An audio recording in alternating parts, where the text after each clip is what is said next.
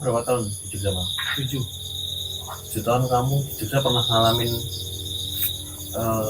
pengalaman horor nggak bang? Maksudnya ya ganggu gamelan belum itu lah. sih aku Cuma itu doang. ya emang gamelan itu sih yang aku bilang. Aku tuh dulu waktu awal datang itu pas bener-bener aku awal datang ke Jogja, aku belum dapat kos-kosan yang emang bisa tinggal untuk jangka waktu panjang, jadi aku tinggal di kos-kosan eksklusif. Dimana yang rata-rata kos-kosan eksklusif tuh kayak siapa lu siapa gue gitu loh. Orang-orangnya nggak mau kayak saling kenal gitu, masa bodoh. Jadi ya mau nggak mau tetap sendiri di situ. Dekat rel kereta api apa sih, Seruajan ya, bangun tapan bok Kris itu. Wah itu tuh serem banget bang, rel kereta apinya. Soalnya aku juga pernah lihat pakai mata kepala sendiri itu orang kegiling rel kereta api, makanya di mana, kakinya di mana. Ya itu karena mungkin orang-orang yang tertabrak kereta api itu karena mereka melamun mungkin ya, terus jadi nanti akhirnya kan timbul ini menurut logika ya itu ya, menurut logika kan ya karena pikirannya terlalu kenceng lah kayak gitu kan, terlalu kenceng sehingga dia tidak memperdulikan kanan kiri, dia nggak tahu, atau mungkin memang dia sudah berniat untuk bunuh diri karena terlalu masalah yang terlalu berat kayak gitu ya, stres kayak gitu. Terus akhirnya kan timbul di keyakinan masyarakat bahwa di situ ada setan budek kayak gitu kan, telinganya ditutup katanya kayak gitu. Jadi kita belum bisa menentukan bahwa di tempat itu pun ada yang sejenis seperti itu. Jangan selalu semuanya dikaitkan dengan hal-hal yang gaib kayak gitu kan. Bisa jadi kan karena psikolog si orang itu sendiri juga lagi kena kayak gitu kan. Itu sih kalau hal mistis yang aku itu cuma itu gamelan itu. Pas aku buka pintu kayak yang tadi ceritain, pas aku buka pintu tiba-tiba hilang suaranya. Tapi pas aku tutup pintu terus aku baring, dia tuh kayak bukan mulai dari awal lagi. Dia langsung di tengah gitu. Tengah langsung nyambung yang tadi suara gitu. putus tadi itu. Tapi itu sing gamelan itu aku juga pernah pak. Jadi aku nggak tahu ya, maksudku aku nggak mau mikir sing ke arah itu, tapi itu kejadian itu pas COVID Di kos-kosan. Jadi loh, berarti itu aku masih di situ dong. oh iya mungkin dong. ya. Jadi pas itu ya mungkin sekitar jam berapa ya, jam 12 jam 1-an lah. Itu aku tidur nggak kayak tiduran aja gitu loh. Itu dengar tapi suaranya gimana ya, suaranya itu pelan tapi jauh, tau gak? Tapi kedengarannya jelas. Jelas. Ya, aku kayak gitu. Tapi kayak itu jauh banget sih loh pak. Terus merinding semua. ya aku terus tanya ke Sandi. Nah itu aku tahu. Nah terus tak tanya, kamu denger nggak? Tapi Sandi nggak dengar. Nah tapi kan gini tuh, COVID kan nggak boleh ada resepsi apa tuh. Mana mungkin malam-malam enek ada resepsi nikahan, padahal COVID benar-benar udah nggak boleh ada acara apapun. Iya kan? Ya aku mikirnya masa itu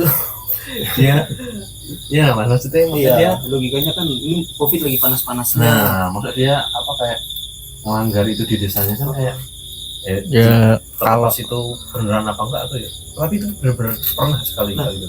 Maaf mas, aku potong. Pas terlepas dari yang Bang Brian cerita itu 4 hari ke depannya, itu tuh yang aku bilang aku dengar suara botol jatuh dari kamar Bang Brian. Pas aku pulang ke Solo. Dari Solo ya. Iya, itu Bang Brian ke Solo. Itu bang, aku dengar jelas. Aku bilang kan suara botolnya jatuh tuh kan 1 kali. Iya, soalnya aku kan nggak ada botol di dalam kamar waktu itu juga. Enggak, aku beli ini kan kalau di kos kan aku yang 1 literan dulu loh pak. 1,5 literan. 1,5 literan itu. Nah itu emang kayak suaranya tuh kayak itu aku sama siapa di kosan sendiri kalau nggak salah ya, udah mau deket maghrib. Ya itu aku mau ngambil motor di depan kamar Bang Brian karena hujan-hujan itu. Itu tuh emang kayak orang dorong-dorong botol gitu loh. Kotak gitu berarti. Jadi bukan sekali doang bunyinya. Sementara kalau mau di logika kamar kita, kosan kita tuh nggak ada kayak binatang semua. Mungkin tikus, kalaupun ada binatang yang bisa ngejatuhin tuh mungkin tikus. Tapi kan nggak ada. Iya. Tikus semua. Terus beberapa hari kedepannya lagi katanya Sandi buka kamar ngecium mawar itu ya. Ya itu kan di kamar. Oh kamar Bang Brian juga. Itu berapa hari ke depan dari botol itu kan? Iya. Yang bau melati sini nyengat banget. Tapi emang kosan kita tuh Apa Mas Adip udah pernah main ke kosan? Udah aku kan tanya Alif itu. Iya. Maksudnya sing bau wangi gitu. Nah itu apa Lip? Sing di kosku pas. Nah itu kan ceritanya gini. Oh iya, Bang Alif yang dulu pernah datang ke kosnya Bang Andrian pakai tas itu bukan? Iya. Iya, yang duduk di dekat pintunya Bang Andrian. Iya, sering di situ Iya. ambil rokok Di kan. dalam samping pintu. Iya. Samping kasur. Iya, iya aku ingat makanya aku pernah lihat. Bang Alif gimana? Tapi emang bener Bang, suara botol itu tuh aku sampai Bang Andrian di dalam tuh. Karena kalau Bang Andrian di dalam, motornya harusnya ada. Bang Andrian nggak pernah keluar. Tanpa pakai motor gitu. Iya, nggak pernah keluar terus motornya di pesan. Tapi nek dari segi penglihatanmu apa Lip? Lewat biasa itu. Maksudnya apakah rival salah dengar? Ya menurut pandangan apa Iya gimana? bisa jadi juga mungkin aku salah dengar karena Sukesku tuh penakut. Hmm. Aku udah ngedoktrin otak aku untuk jadi orang yang penakut kan. Aku takutnya itu emang skizo ya. Skizo untuk halusinasi pendengaran tuh Iya. ada bahasa ilmiahnya kan? Iya.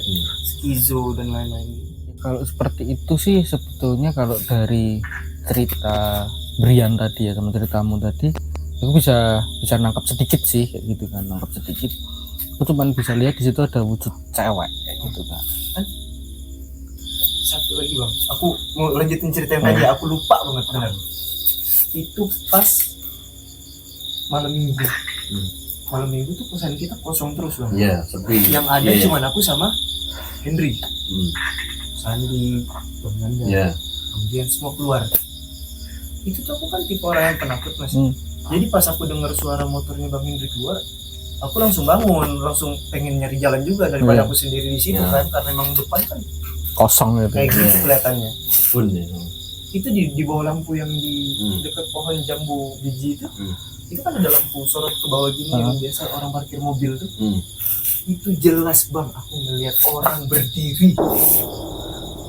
Mungkin karena pas aku bangun aku langsung berdiri ngeliat Bang Hendri. Wah, gak enak banget kan. Pas aku lihat orang berdiri Bang, oh ini Allah loh. Itu langsung pas aku kucek gini karena bangun tidur kan, aku pengen, ini beneran nih. Hilang, gak ada apa-apa. Itu aku pernah cerita juga kan. Iya. Dan itu kan sehari setelah Mawar itu. bukan. Itu kan sehari setelah ada kan di samping kos kita yang meninggal itu loh. Oh iya. Itu Iya, ada kan? jalan kecil masuk ke belakang kosan kita yang dulu kalau video call sama Bang Alif tuh aku ingat tuh. Itu aku ingat jelas kok obrolan semuanya. Itu ada pohon alpukat Di pohon situ dia tinggalnya memang. besar. Iya, di belakang kos lah itu istilahnya. Aku belum pernah lihat pohonnya, cuman dari sini aku kelihatan gitu. Tapi emang bener aku bukan tipe orang yang kayak bisa ngelihat ini, bisa ngerasain ini, tapi kayak pas bangun Pas tidur itu itu, lihat beneran. langsung kabur aku. Aku kayak emang penakut ya. Aku pas lihat aku tuh ngecek mata biar kayak kalau ini emang bener ya udah liatin aku sekalian. Kalau udah dalam keadaan kritis urgent kayak gitu kan, udah liatin aku sekalian. Pas aku cek emang bener-bener hilang. Loh, soalnya logikanya tuh lampu kayak gini, kalaupun dia nyala harusnya aku bisa ngeliat ke belakang sana. Iya.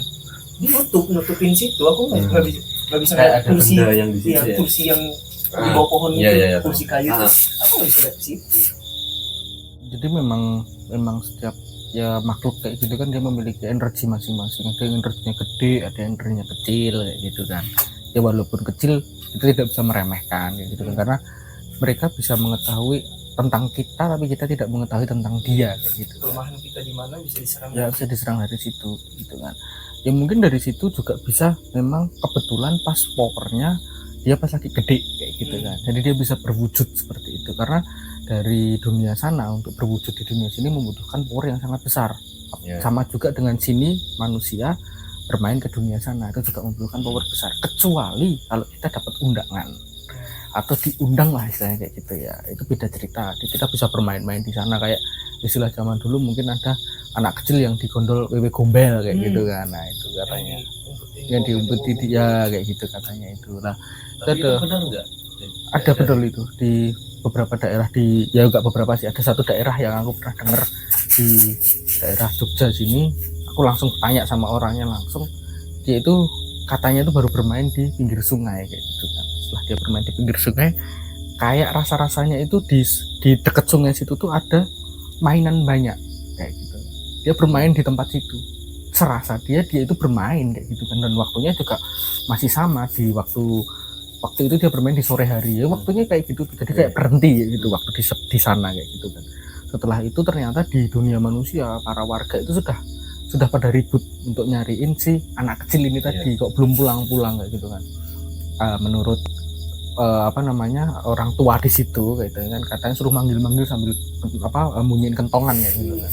Jadi dipanggil-panggil sambil bunyiin kentongan. Akhirnya dia tuh kayak mainan yang tadi katanya ada di depannya itu berlarut-larut menghilang. Habis menghilang dia tahu-tahu sadar sudah di bawah pohon dan ditemukan sama warga itu tadi. Nah, itu real, aku wawancara langsung sama si orang itu tadi yang katanya dibawa sama Wewe Gombel itu tadi. Tapi dia cuma pindah dimensi. Dimensi aja, apa dia tahu?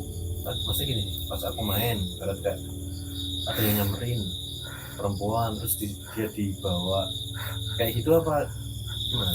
Dia cuma dikasih mainan aja, jadi dia melangkah ke dimensi lain kayak gitu kan. Tapi dia nggak ngelihat sosoknya siapa ya? Nggak tahu. Jadi kayak satu langkah pun bisa langsung masuk. Iya, langsung masuk. Karena kan mungkin waktu itu kebetulan pas pintu dimensinya lagi kebuka, atau memang ada energi yang membuka pintu dimensi itu sehingga dia bisa masuk ke situ kan. Ya kayak portal lah ya kalau kita bilang kayak gitu kan. Dia masuk ke situ sehingga diiming-imingi dengan adanya mainan itu tadi, sehingga dia tidak sadar bahwa dia telah melangkah ke dunia yang lain. Kalau ngomongin soal masa kecil, aku tuh waktu kecil aku kan di Jakarta sampai kelas 4 SD. Nah di kompleks perumahan itu tuh ada banyak. Di situ tempat orang-orang komplek nanti. Nah aku nih tipe anak kecil yang liar banget, kayak main komplek tuh tapi mainnya sampai lupa waktu, nggak mandi-mandi dan lain-lain. Pokoknya anak kecil yang bilangnya bandel lah dulu lah. Aku main di situ tuh di danau tuh aku nggak sadar kalau emang aku, kata bapakku ya, ini bapakku yang cerita, aku nggak sadar kalau aku udah megang-megang buaya sama ngomong sama tuyul. Tapi itu bapakku yang cerita, makanya waktu itu tuh aku ditarik pulang. Itu buaya beneran apa? Tapi emang di situ ada buaya bang, emang di situ ada buaya. Oh iya. Tapi 1 biji tok. Nah itu mungkin Mas Arif bisa lihat itu bener atau enggak? Kalau tak lihat dari sini sih, kelihatannya itu memang betul sih, memang kejadian seperti itu. Jadi karena apa ya, rasa mungkin capek tapi tidak dirasain gitu kan. Kalau anak kecil kan kayak gitu kan sukanya. Jadi dia sedikit tingkat kesadarannya sedikit menurun, sehingga dia gampang lah untuk makhluk yang tidak terlihat itu tadi memperdaya tubuh kita untuk supaya bertindak yang ya di luar nalar atau di luar kewajaran sebagai anak kecil. Biasanya kalau anak kecil kan lihat buaya nggak usah lihat lah, baru lihat kepalanya itu udah lari gitu kan. Nggak usah anak kecil, orang dewasa pun juga akan lari gitu kan. Tapi pada saat itu mungkin karena rasa lelah sehingga ada tingkat kesadaran yang dikendalikan oleh orang-orang yang ya bukan orang siapa ya, istilahnya makhluk-makhluk yang tidak terlihat kayak gitu kan. Itu tadi sehingga menyebabkan kamu berani untuk bersentuhan dengan si buaya kayak gitu kan. Jadi kalau untuk yang si tuyul, aku dari sini kok nggak melihat ada tuyul di situ kayak gitu. Aku nggak tahu sih apakah ya mungkin ada kelemahan tersendiri dari aku juga, aku nggak bisa lihat terlalu fokus mungkin ya. Terlalu. Tapi katanya aku main sama buaya, tapi aku nggak rasa, aku nggak tahu itu kejadian itu emang ada apa enggak. Karena biasanya kayak gitu kalau sudah ditemukan sama orang, biasanya langsung kita kayak capeknya ya keterlaluan kayak gitu kan, terus langsung ketidur gitu kan, di setengahnya semaput lah. Iya. Terus itu pingsan tuh menjelang maghrib. Iya, karena aku tuh tipe anak yang emang nakal kayak main kesana kemari, main sepeda sampai Blok O, aku dari Blok B sampai ke Blok O, itu kan jauh banget bang untuk gang-gang di sana ya. Itu jam 5 tuh sebenarnya aku udah emang harus di depan rumah, udah dicariin dan lain-lain. Tapi waktu itu emang mereka nyari aku susah, padahal cuma di danau, di tempat yang emang samping danau ini tuh lapangan basket itu, yang tempat anak-anak emang biasa ngumpul. Tapi waktu itu emang mereka nggak nemu, dan aku udah mungkin terlanjur betah di situ ya untuk main ya. Ya kayak gitu kan, memang pintu-pintu apa ya, pergantian live kayak gitu ya, pintu pergantian atau perbedaan waktu itu tadi biasanya terjadi di antara maghrib ataupun biasanya subuh. Makanya kan kalau di jam-jam 2 jam 3 itu kalau misalkan bis-bis malam kayak gitu kan kadang itu kan ada himbauan untuk istirahat kayak gitu kan. Iya, Ya itu tadi apalagi kan alternatif Ngawi sampai lain-lain. ya itu kan biasanya kan ada kan. Aku nggak tahu sih, aku belum pernah naik seluruh bis malam kayak gitu kan, tapi beberapa bis malam yang pernah aku naikin biasanya ada himbauan seperti itu untuk istirahat lah kayak gitu kan. Entah itu istirahat memang dia berhenti total dan tidur mungkin si sopir, atau hanya sekedar menghirup udara segar di luar supaya tidak jenuh untuk nyetir kayak gitu kan. Tapi secara itu pun bisa dijawab secara logika juga, karena kan di jam-jam segitu jam-jam rawan orang ngantuk kayak gitu kan. Nah dari orang ngantuk itu tadi kalau misalkan dilanjutkan kan malah berbahaya seperti itu. Cuman kalau kita lihat dari arah metafisika memang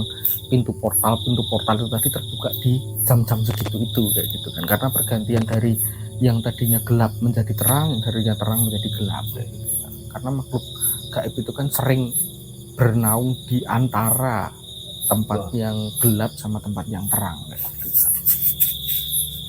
Tapi kan kadang itu juga kan, maksudnya kita berada di kondisi yang nggak terlalu ibaratnya capek, itu kan kita ngelihat jalan yang lurus saja kadang bisa kayak belok Ya, tanpa embel-embel itu iya. ada horor apa enggak itu Iya. jadinya kan sebenarnya Cara logika.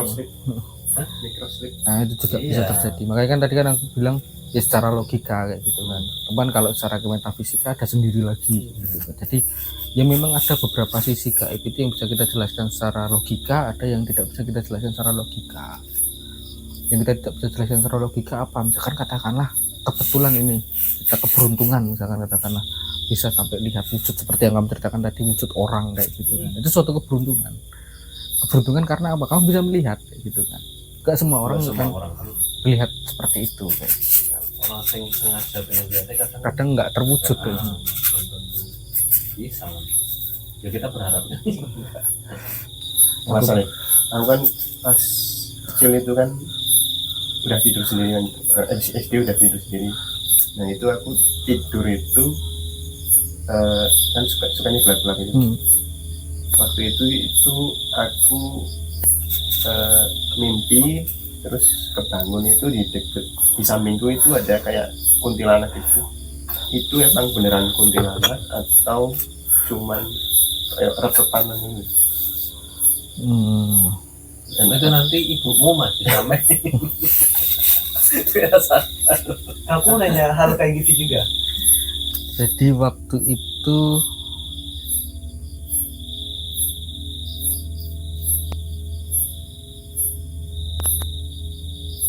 bukan sih, ini nggak kunti sih itu. Ilmiah ya. Ya itu cuman apa ya, kayak bayang-bayang halusinasi aja itu. Ilmiah ya. Misalkan seperti ini pun apakah aku nggak pernah mengalami gangguan, ya sering bahkan, tapi selama kita tidak melatih ya sensitivitas kita akan bisa stuck. Nah, ini balik lagi ke horor ya mas. Aku baru ingat, aku nggak tahu udah cerita ke Bang Brian atau belum. Jadi di Raja Ampat ya, di Waisai, di Raja Ampat di Kepulauan Waisai dulu tuh ibuku pernah buka warung di sana selama 3 tahun. Dan Raja Ampat itu emang terkenal untuk kelestarian alam, mistis, hal goib dan lain-lain. Kalau di Papua bilangnya setan itu suanggi, Iya. ya kan? Suanggi.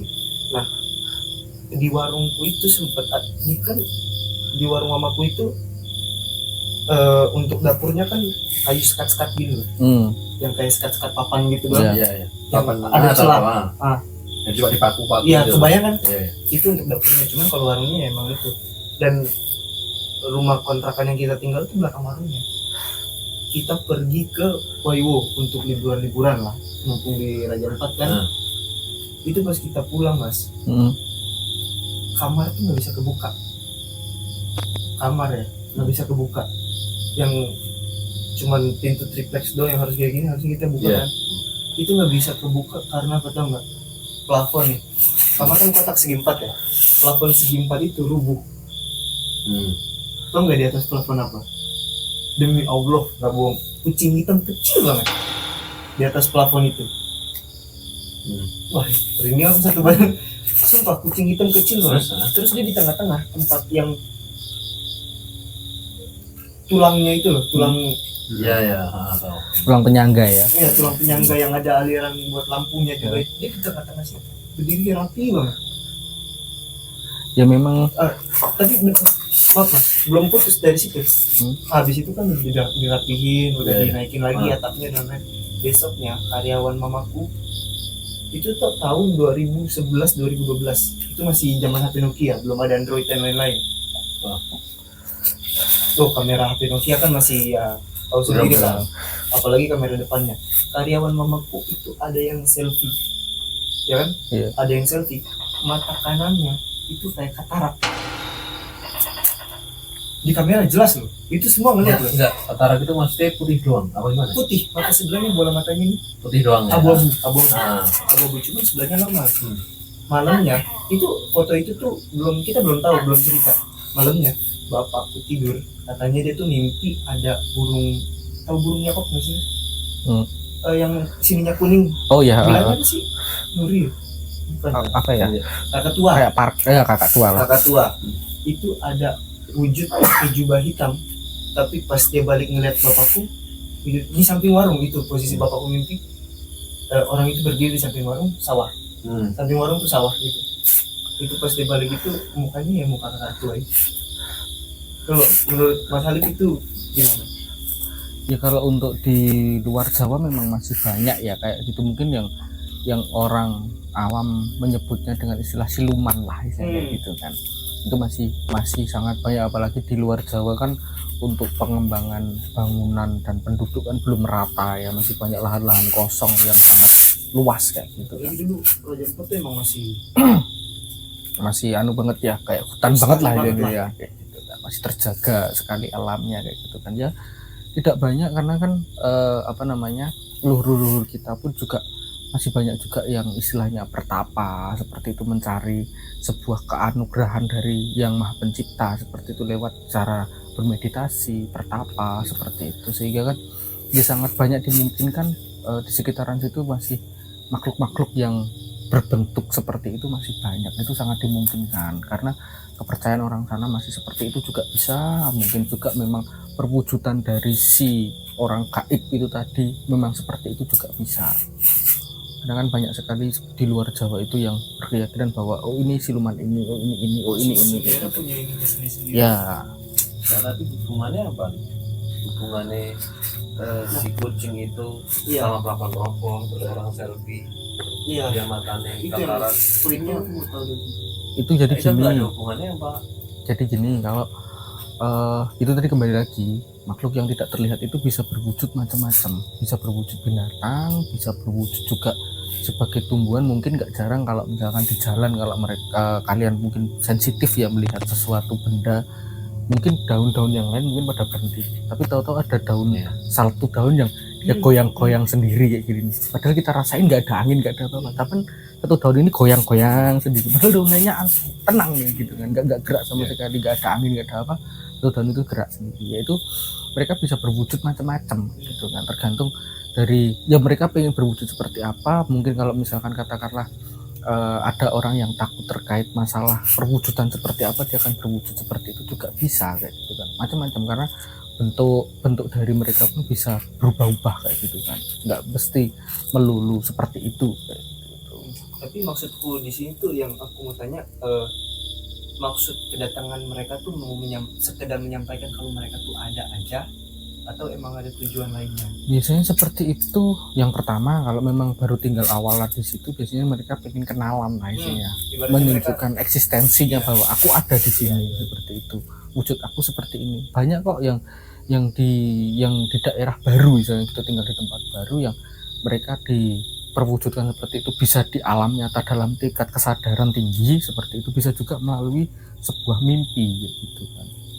Nggak jarang juga yang kebanyakan orang sih, kebanyakan ya ini ya, tapi aku nggak bisa bilang semuanya, itu kebanyakan kayaknya lewat mimpi kayak gitu, karena dengan kesadaran kalau mereka bekerja, ibarat kata bekerja secara logika seperti itu, untuk mereka menafsirkan di dunia magis kayak gitu kan, dunia-dunia yang horor seperti itu, mereka jarang bisa menangkap. Nah, makanya kita harus bisa menyampaikan hal itu supaya apa ya, semuanya bisa menangkap kayak gitu kan. Selama itu masih bisa disampaikan dengan nalar logika, maka kita sampaikan dengan nalar logika. Kalaupun itu sudah tidak bisa kita sampaikan dengan logika, ya kita akan membicarakan kelihatannya seperti ini kayak gitu kan.